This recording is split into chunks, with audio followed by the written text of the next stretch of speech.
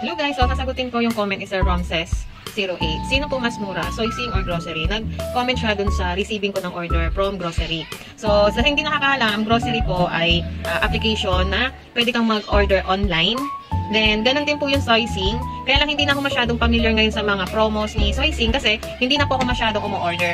Nag-start ako mag-order before sa soysing ay pandemic days kasi hirap kaming mamili. So, 15,000 ang alam ko na minimum para makapag-deliver ang soysing. So, may mga discount sila doon. Meron silang mga promos. Actually, nagsesend sa akin ng promos and discounts na product ang soysing agent through Messenger.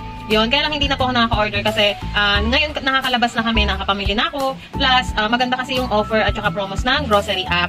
Meron pa silang ilista na tinatawag na pwede mo siyang gamitin for 14 days bago mo siya babayaran.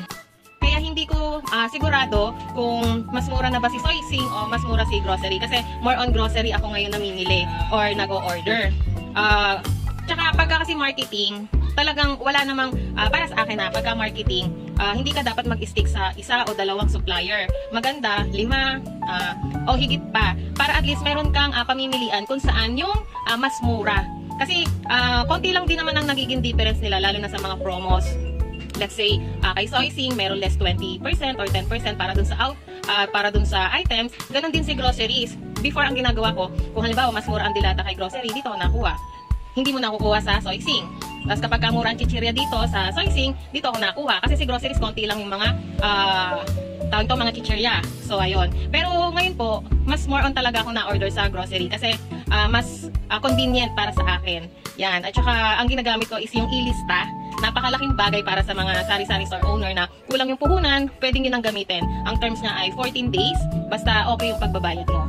At napakaganda rin nung sa grocery kasi sir, meron silang, pag nakakumit ka, halimbawa, sa loob ng one month, meron kang nakumit na, ilalagay ko sa screen dito kung ano yung equivalent niya kapag nakahit ka ng target sales mo na order sa kanila. Meron silang additional dyan na grow coins na pwede mong makuha. So, ang dami mong pwedeng paggamitan. Pwede mong ibayad, pwede mong ipang e-load. So, malaking bagay. Kaya, mas ako ngayon sa grocery, mas more ko siyang ginagamit kaysa sa soysing. Ayan. Pero sa soysing, marami akong nakikita naman na malalaking groceries na wholesale na kumukuha sa kanila. Kasi talagang pang wholesale din ng soysing Bulk order talaga. Kasi 15,000 ang alam ko na minimum nila para makapagpa-deliver ka. Yun yung alam ko, 10 or 15. Kasi nga matagal na nung last ako naka-order sa soysing. Actually ngayon hindi na ako na-update ng agent. Pero before, ina-update ako kung ano yung mga promos at saka discount product na meron sila. So, ayan. Kaya mas more on grocery yung ina-upload ko kasi yun yung madalas na ginagamit ko. Ayan. Kaya mas maganda, marami tayong supplier para marami kang pamimilian o marami kang choice para dun sa mga product na gusto mo mas mababa mo siyang makuha. So, ayan. Sana may naitulong ako. Bye!